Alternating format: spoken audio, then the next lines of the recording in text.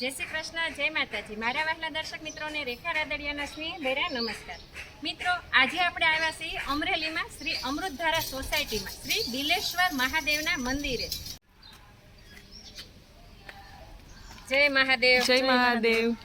અમે આવ્યા છીએ બિલેશ્વર મહાદેવના મંદિરે। જુઓ તમે એની જગ્યા, એનું વાતાવરણ એટલું શાંત અને રમણીય હોય છે। અને આ મેદાનમાં દર મંગળવારે સ્વાધ્યાય પરિવાર મળે છે અને દાદાજીનું પરમ પૂજનીય પાંડુરંગ શાસ્ત્રીજીનું પ્રવચન સાંભળે છે। તો આ જગ્યા ખૂબ પવિત્ર છે। તો ચાલો હું તમને બિલેશ્વર મહાદેવના દર્શન કરાવું।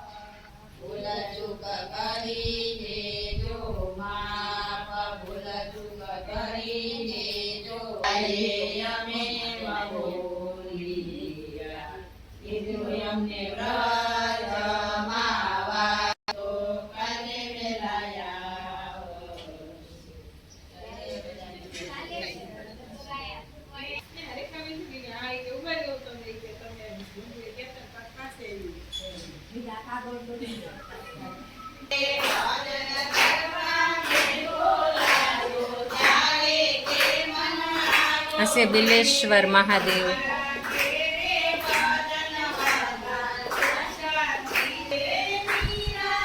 કાર્તિકેય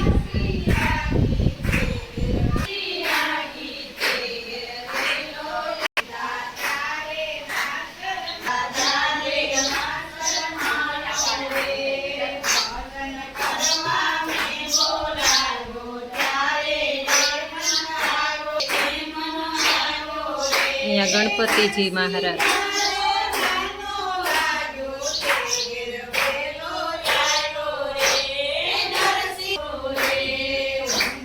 जय श्री हनुमान जी महाराज।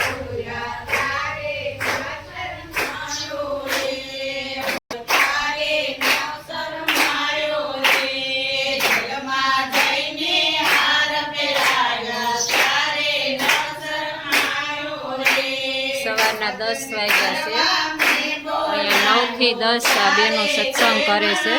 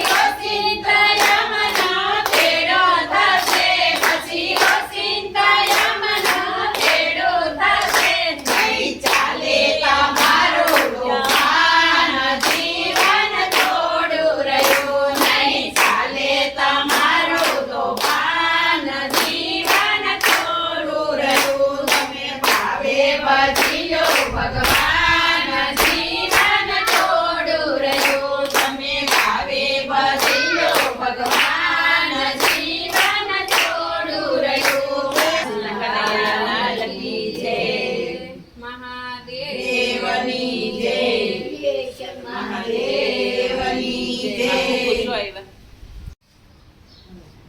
આ બિલેશ્વર મહાદેવે હું આવીશું અને આપણે બિલેશ્વર મહાદેવના દર્શન કર્યા અને અહીંયા માતાશ્રીઓ બધા બેઠા છે, આપણે એમને મળીશું. તમે જો બધા એકથી એક સુંદર છે, જો એકે બ્યુટી પાર્લરમાં નથી ગયા. જો બધાના ચહેરાઓ જુઓ તમે, બધાના ચહેરા એકદમ હસતા ખીલતા છે. જો આ બા એમની સ્કિન જો જગજગારા મારે છે. કોઈ દી પાર્લરમાં નથી ગયા. ગયા છો આમાં કોઈ બ્યુટી પાર્લરમાં?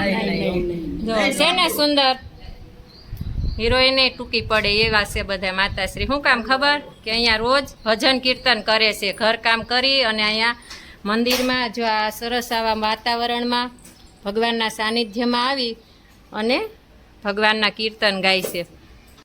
તો આપણે વાત કરીશું શીલાબેન સાથે. શીલાબેન, તમે આ મંદિર વિશે અને અહીંયા રોજ સત્સંગ કરો છો એના વિશે તમે જરીક બે શબ્દ કહો.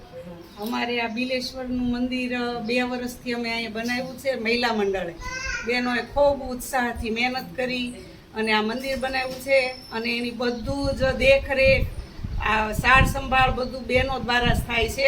એ એક ગૌરવની વાત છે. અને અમે આ બધી બહેનો છીએ એ સત્સંગ કરવા દરરોજ આવીએ છીએ, ભગવાનનું નામ લઈએ છીએ અને બધાને ખૂબ આનંદ આવે છે. આપણે મધુબેન હારે વાત કરીશું. બોલો મધુબેન. જય બિલેશ્વર મહાદેવ. જય બિલેશ્વર મહાદેવ. આ મહાદેવનું મંદિર અમે બહેનોએ 20-25 બહેનોએ એકઠા થઈ અને બનાવ્યું છે. ગામેલા મંડળે આ મંદિર ઊભું કર્યું છે. અત્યારે મહિલા મંડળને અમે સત્સંગ કરીએ છીએ. અમને બહુ આનંદ આવે છે સત્સંગ કરવાથી.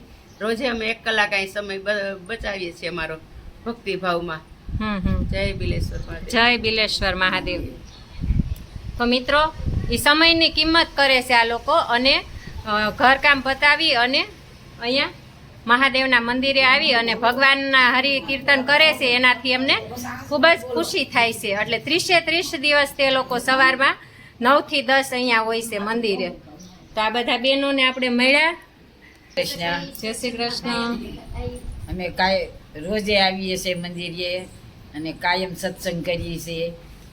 5 ગીતો ગાઈએ, તેમના બધા નિયમિત બધી બોલીએ છીએ. બહુ આનંદ આવે છે. જય શ્રી કૃષ્ણ. જય બિલેશ્વર મહાદેવ. બધી સુવિધા કરીએ, ખાવા પીવા બધી સુવિધા કરીએ, પણ આપણા આત્માનો કોઈથી વિચાર કરવો એની આપણે ભલામણી કરવી જોઈએ. એનો સમય કાઢવો પડે, કારણ કે આપણું કામ તો ખૂટે જ નથી. કર્મ કરશું ને એ દારે બાકી કાંઈ હારે નહીં. માયા મિલકત બધું અહીંયા પડ્યું રહે, કોઈ વસ્તુ આપણી સાથે નહીં. જે કર્મ કર્યું છે એ જ હારે આવે છે, બાકી કાંઈ હારે નથી. મીરાબાઈ, સખુબાઈ, જાનાબાઈ ક્યાં ભજન કર્યા હતા, એના નામ અમર રહી ગયા.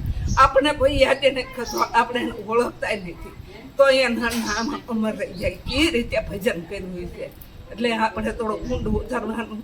આનું તળિયું છે, આંખ વિચાય રાત બધું પડ્યું રહે. માયા આપણને ભગવાને માયા આપી છે ને એમાં ઘૂસવાઈ ગયા છે. બાકી કર્મ કરશો ને એ જ તમારે હાર્યા છે. દીકરા દીકરીઓ કોઈ માયા નીકળતા નથી. મહાદેવની જય. બેનનું કેવું એવું છે કે જે કાંઈ આપણે કર્મ કરીશું ને તો એ કર્મ જ આપણી હારે આવશે. આપણે ખાલી હાથે આવ્યા હતા અને ખાલી હાથે જવાના છીએ. તો આપણે ખોટી મોહ માયા બહુ ન રાખવી જોઈએ. થોડુંક હરિકીર્તન અને પ્રભુ ભજન ભક્તિભાવમાં આપણે આપણું જીવન વિતાવવું જોઈએ. થોડી કર્મ આપણે કરવું જોઈએ કે જે કર્મ આપણે જઈએ તોય આપણી સાથે આવે એમ. અને એવી પણ વાત કરી કે બધા સતીઓને અને ઋષિઓને બધા યાદ કરે છે. તો શું કામ? કારણ કે એ એવા સારા કર્મ કરીને ગયા, એટલે બધા આપણે સતીઓને ને મોટા ઋષિમુનિઓને ને બધાને આપણે યાદ કરીએ છીએ. તો આવું કંઈક હતું બિલેશ્વર મહાદેવ અને અહીંના બહેનોને આપણે મળ્યા. તો આવજો બધા. ભગવાન બધાને સુખી રાખે, સ્વસ્થ રાખે, તંદુરસ્ત રાખે એવી પ્રાર્થના. સ્વસ્થ રહો, મસ્ત રહો, હસતા રહો અને હસાવતા રહો. જય મહાદેવ. જય મહાદેવ.